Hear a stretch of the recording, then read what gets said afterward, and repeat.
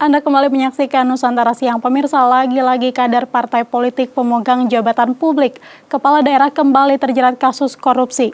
Nurdin Abdullah, Gubernur Sulawesi Selatan, kader PDI Perjuangan diduga menerima suap proyek infrastruktur Sulsel dengan nilai miliaran rupiah. Ironisnya, tokoh yang mendapat penghargaan anti korupsi itu justru terjebak di pusaran korupsi. Apa yang menyebabkan sosok berintegritas seperti Nurdin Abdullah terperosok dalam jurang korupsi dan bagaimana dengan pembinaan partai tempat para kepala daerah bernaung? Selengkapnya akan kami hadirkan dalam dialog Nusantara Siang berikut ini.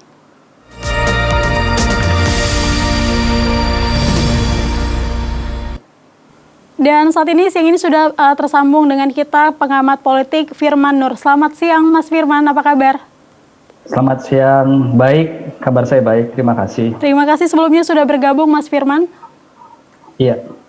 Baik Mas Firman, sebelum kita jauh membahas bagaimana ini pembenahan sistem integritas partai, apa tanggapan Anda terkait lagi-lagi kepala daerah setingkat gubernur ini terperosok ke jurang korupsi? Dan ironisnya ini di saat semua wilayah di Indonesia ini fokus melawan pandemi, bagaimana Mas? Ya, saya kira penyebab korupsi itu juga dikarenakan karena lingkungan politik yang tidak kondusif ya, di mana memang belum ada satu atau masih belum kuatnya efek jerah yang ditimbulkan oleh sistem yang ada sehingga tetap menimbulkan lingkungan politik yang cenderung ramah bagi koruptor begitu, ya, yang kemudian berdampak pada situasi di mana orang baik sekalipun kemudian karena lingkungannya cukup rusak begitu ya, atau tidak kondusif bagi politik yang berintegritas, dia akhirnya terjebak di situ. Selain itu memang lembaga-lembaga demokrasi, termasuk di dalamnya partai politik tempat bersemayamnya kader-kader yang kemudian akan menjadi pemimpin publik, itu juga belum seutuhnya bisa menerapkan integritas yang memadai ya. Upaya itu sudah dilakukan berkali-kali juga, tapi memang untuk betul-betul bisa menghadirkan sosok yang 100% seutuhnya terbebas korupsi ternyata tidak juga. Dari waktu ke waktu kita saksikan bahwa tetap saja ada kader partai, bahkan di level elit sekalipun, itu kemudian menjadi koruptor. Nah, saya kira di sini karena pertama adalah karena memang persoalan kaderisasi di dalam partai ini tidak terlalu menyentuh spirit kejuangan yang anti korupsi. Ya, di dalam partai itu masih cenderung bernuansakan kental sekali pragmatisme yang kemudian menyebabkan orang permisif terhadap hal-hal yang kemudian menjebaknya terhadap praktik-praktik korupsi. Kemudian sistem politik kita memaksa juga para kader partai yang ingin bertarung di level publik itu untuk mencari cara alternatif ya untuk memenuhi aturan yang ada, yang sayangnya kadangkala itu berarti bernuansakan money politics. Ambil contoh misalnya keharusan dia untuk memenuhi prasyarat presidensial threshold itu kerap dia harus membeli suara. Dan untuk itu dia harus bekerja sama dengan investor politik atau oligark yang kemudian tentu saja tidak ada makan siang gratis, sehingga pada akhirnya ketika dia terpilih dia harus membayar kompensasi dari apa yang sudah dilakukan para investor politik tadi pada saat kampanye.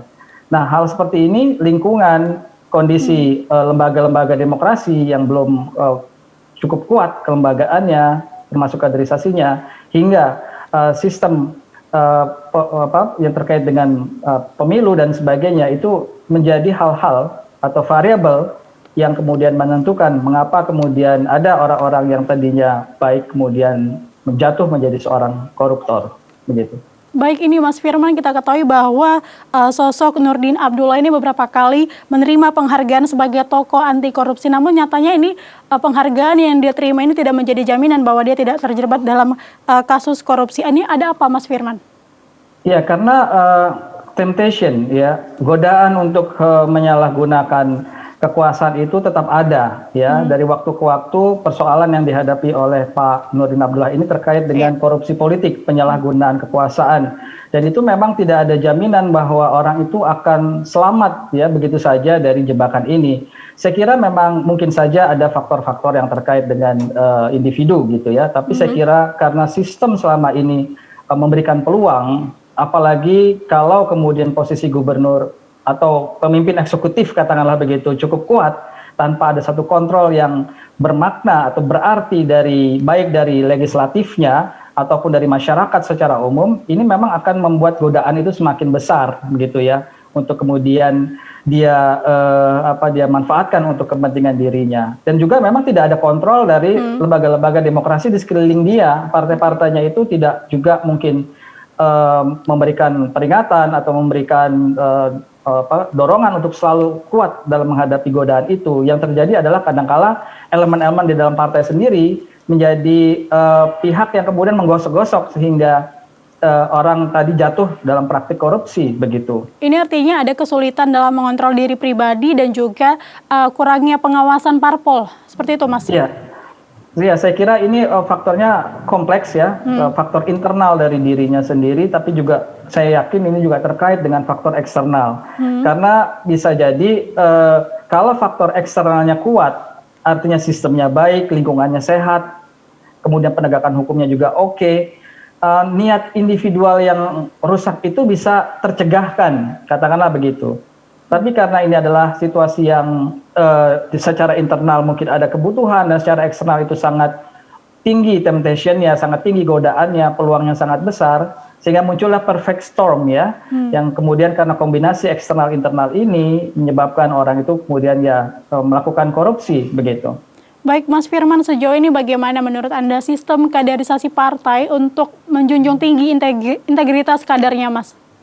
Ya, secara umum ya, pelaksanaan kaderisasi sendiri cukup problematik. Tidak semua partai melakukan kaderisasi secara berkala, secara terstandarisasi, dengan menggunakan satu evaluasi yang ketat, begitu ya, dan juga meaningful di dalam pengertian memang betul-betul merupakan sarana untuk menanamkan idealisme, sarana untuk mengedepankan kepentingan partai, kepentingan negara dan bangsa di atas kepentingan pribadi. Itu secara umum masih problematik. Nah, yang ada pun di beberapa partai itu juga saya kira masih belum seutuhnya bisa menjamin bahwa kader-kadernya itu betul-betul bersih dari praktik itu. Nah, yang ingin saya katakan adalah kaderisasi di partai politik di Indonesia secara umum memang masih bermasalah, dan apa yang terjadi pada saat ini sebetulnya berkorelasi dengan kondisi kaderisasi itu, terutama dalam kaitannya dengan keberadaan koruptor ya, yang memang notabene kebanyakan adalah kader-kader partai juga. Baik, Mas Firman, ini seperti apa? Apakah ini artinya partai politik ini tidak melakukan atau tidak ada mengadakan fit and proper test secara internal terhadap kader-kadernya untuk mencegah kasus korupsi yang dilakukan oknum suatu partai, Mas? Ya, karena memang kemampuan partai untuk betul-betul mengskrutinise ya kader-kadernya itu mungkin juga mengalami keterbatasan, begitu ya, apalagi memang mungkin pola komunikasi yang tidak memadai. Di sisi lain juga kader kadang diberikan satu kebebasan, nah terutama kemandirian untuk mencari uang sendiri di dalam melakukan manuver politik, termasuk di dalam upaya untuk memenangkan kontestasi politik, kontestasi elektoral. Nah, karena diberikan kebebasan itu, kerap dia memiliki networking sendiri, dan akhirnya dia pun juga harus bertanggung jawab atas networkingnya itu. Nah, di dalam kapasitas ini memang partai betul-betul out of control kepada kader-kadernya. Nah, oleh karena itu memang kaderisasinya harus dilakukan, sehingga partai sejak dini tahu kualitas kadernya, dan sejak dini mungkin bisa melakukan pendekatan-pendekatan untuk mencegah terjadinya sikap yang tidak proper ya ketika berpolitik. Namun sayang kadang-kala situasi di dalam partai sendiri sudah problematik secara sistemik. Artinya mungkin bisa jadi di level elit pun tidak seutuhnya elit yang ada itu betul-betul terbebas dari jaring-jaring finansial yang memang bisa menjebak elit itu sendiri juga. Nah, oleh karena itu memang dalam situasi ini cukup dilematis ya, ketika setiap orang bisa melakukan apa saja tanpa ada kontrol yang berarti, dan elit yang seharusnya melakukan kontrol pun mungkin tidak terlalu memiliki karisma untuk bisa melakukan, apalagi melakukan perbaikan atau mencegah terjadinya korupsi gitu. Baik, Mas Firman, ini apakah artinya tata kelola partai di Indonesia ini masih kurang sehingga politik transaksional ini masih terjadi? Namun jangan dijawab dulu, Mas Firman, kita akan kembali usai jeda.